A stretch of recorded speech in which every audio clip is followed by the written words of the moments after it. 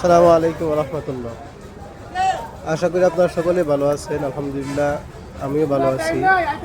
আমাদের ময়মনসিংহ ফুলপুর থানা মমতাজ ফিলিং স্টেশনের আগামীকাল 17 তারিখ সকাল থেকে তেল দেওয়া হবে।